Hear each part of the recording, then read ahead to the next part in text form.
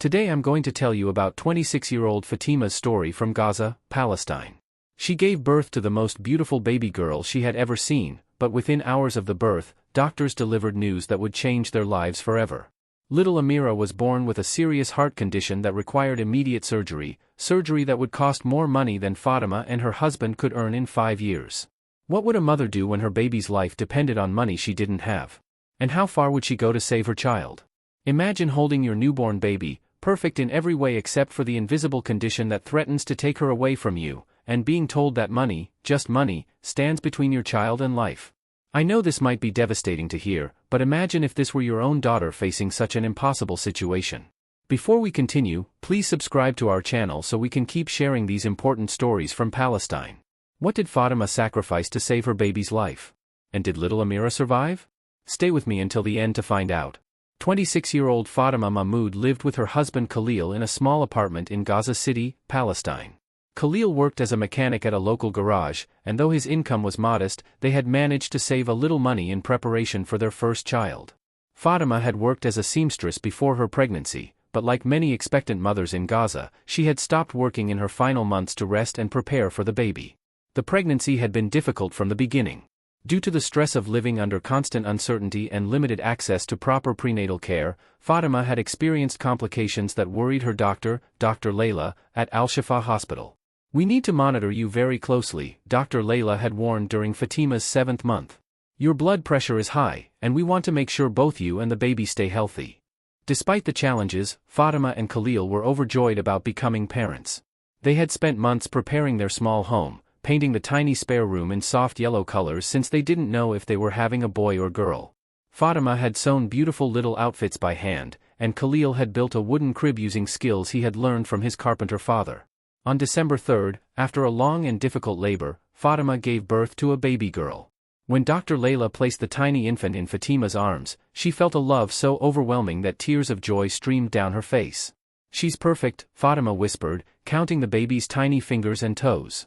"Look, Khalil, she's absolutely perfect." They named her Amira, which means princess in Arabic, because from the moment she was born, she was the most precious thing in their world. Amira had dark hair like her father and the most beautiful brown eyes that seemed to look directly into her parents' souls. For the first few hours after birth, everything seemed wonderful. But that evening, while Fatima was trying to nurse the baby, she noticed that little Amira was having trouble breathing. The baby's lips had a slightly blue tint, and she seemed to tire easily during feeding. Fatima called for the nurse, her heart beginning to race with a mother's instinct that something was wrong. If this story is touching your heart so far, please give it a like. Can you imagine if your own newborn baby faced such a frightening medical crisis in their first days of life? Let's continue with Fatima's journey of love and determination. Dr. Layla came immediately when the nurse called her, and after examining baby Amira with a stethoscope, her expression grew serious. "I'm hearing an irregular heartbeat," she told Fatima and Khalil gently. "We need to do some tests to understand what's happening." The next few hours were the longest of Fatima's life. She watched as medical technicians performed an echocardiogram on her tiny daughter, while Khalil paced the hospital room with worry etched across his face. When Dr. Layla returned with the results, she sat down beside Fatima's hospital bed and took her hand. "Your daughter has a condition called a ventricular septal defect," Dr. Layla explained carefully. "It means there's a hole in the wall between two chambers of her heart. Some of these holes close on their own as babies grow, but Amira's hole is quite large. Without surgery to repair it, she will not be able to live a normal life, and eventually, the condition could become life-threatening." Fatima felt the world spinning around her. "Surgery," she whispered. "How soon? What do we need to do?" Dr. Layla's next words hit them like a physical blow. "The surgery needs to happen within the next 3 months, ideally sooner. But it's a complex procedure that requires specialized equipment and expertise that we don't have here in Gaza. Amira would need to be taken to a hospital in Jerusalem or possibly Jordan." Khalil, who had been listening in stunned silence, finally found his voice.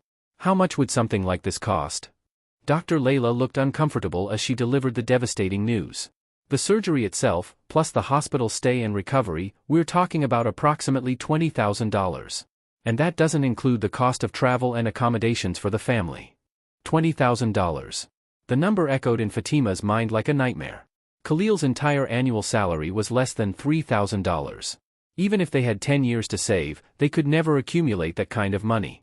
That night, as Fatima held little Amira against her chest, listening to the baby's labored breathing and feeling the irregular rhythm of her tiny heart, she made a silent promise. "I will find a way, my princess," she whispered. "Mama will find a way to save you." The first thing Fatima and Khalil did was reach out to their families for help. Khalil's father, who worked as a taxi driver, had managed to save about $500 over many years. Fatima's mother, who sold vegetables at the local market, contributed $200 from her modest savings. Relatives, neighbors, and friends all gave what they could, but even their combined generosity amounted to less than $2,000. Fatima began selling everything she owned. The gold jewelry that had been her wedding gift from Khalil, the small television they had bought for their anniversary, her sewing machine that had been her source of income, even their wedding photos in their silver frames. Each item she sold felt like giving away a piece of her life, but every dollar brought her closer to saving Amira. She approached local charities and humanitarian organizations, filling out countless forms and telling her story over and over again. Some organizations provided small amounts of assistance, but the bureaucracy was slow, and baby Amira was growing weaker every day. 3 weeks after Amira's birth, Dr. Layla delivered more troubling news. "The baby is not gaining weight as she should," she explained to Fatima during a checkup. "Her heart is working too hard, and it's affecting her ability to feed and grow. We really need to move forward with the surgery as soon as possible." Fatima looked down at her daughter, who had indeed lost weight since birth instead of gaining it. Amira's breathing was more labored, and she tired easily during feeding times. The blue tint around her lips had become more pronounced. Time was running out. That evening, Fatima sat with her neighbor and closest friend, Zainab, who had been helping care for the baby while Fatima tried to raise money. "I don't know what else to do," Fatima confessed, tears streaming down her face. "I've sold everything we own. I've begged everyone I know. I've applied to every charity I can find. But it's still not enough." Zainab, who had known Fatima since childhood, looked at her friend with deep compassion. "Have you considered?" She began hesitantly, then stopped. "Considered what?" Fatima asked. "There are families, wealthy families, who sometimes help in situations like this. But they usually want something in return." Fatima didn't understand what her friend meant, but she was desperate enough to consider anything. "What kind of something?" "Some families who can't have children of their own, they help pay for medical expenses in exchange for adoption rights. It would mean giving up Amira, but she would live, and she would have access to the best medical care." The suggestion hit Fatima like a knife to the heart. Give up her baby? The thought was unbearable. But as she looked down at little Amira struggling to breathe, she realized that loving her daughter might mean letting her go. When will healthcare be a basic human right instead of a privilege that only wealthy families can afford? When will children like Amira receive life-saving treatment based on medical need rather than their parents' financial capacity? Every baby deserves the chance to live and thrive, regardless of where they are born or how much money their families have. That night, Fatima didn't sleep at all.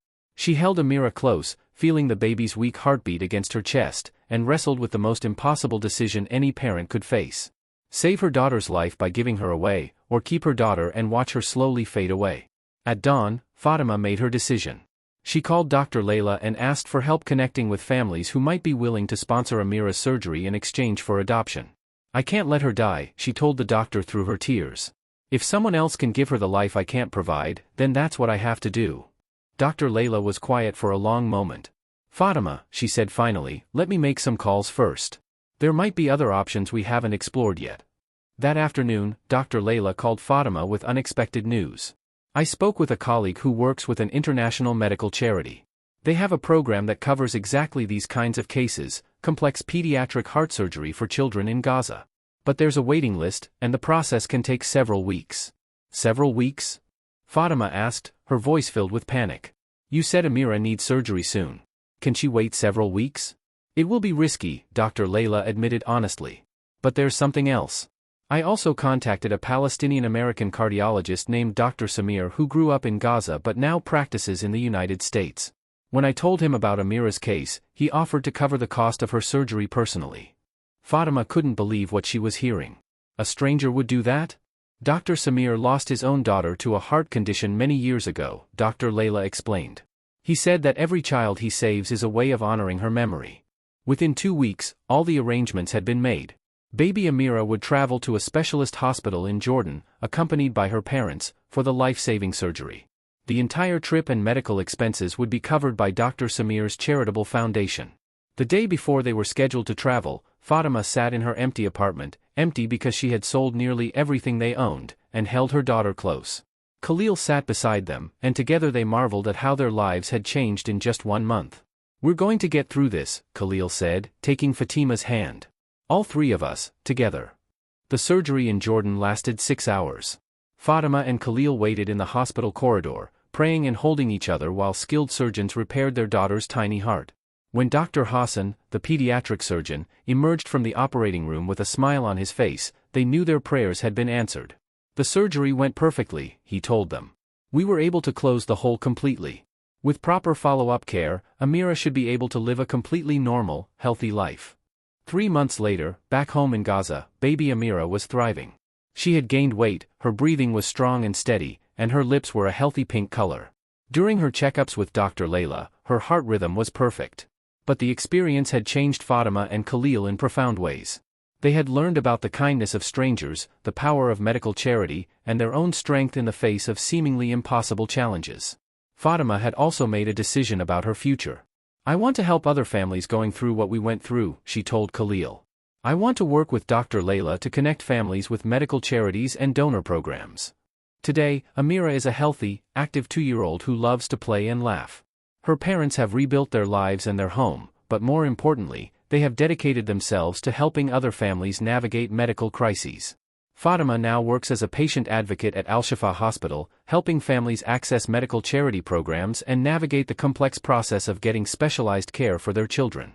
She has helped over 50 families get the medical assistance they needed, and her work has resulted in saving dozens of young lives. Dr. Samir, the Palestinian-American cardiologist who saved Amira's life, has established a permanent program that provides funding for pediatric heart surgery for children in Gaza and the West Bank. The program, called Hearts of Hope, has successfully treated over 200 children in its first 2 years of operation. When will every child in the world have access to life-saving medical care without their families having to choose between keeping their children and saving their lives? When will healthcare systems prioritize healing over profit margins? Every parent deserves to focus on loving their sick child rather than desperately searching for money to pay for treatment.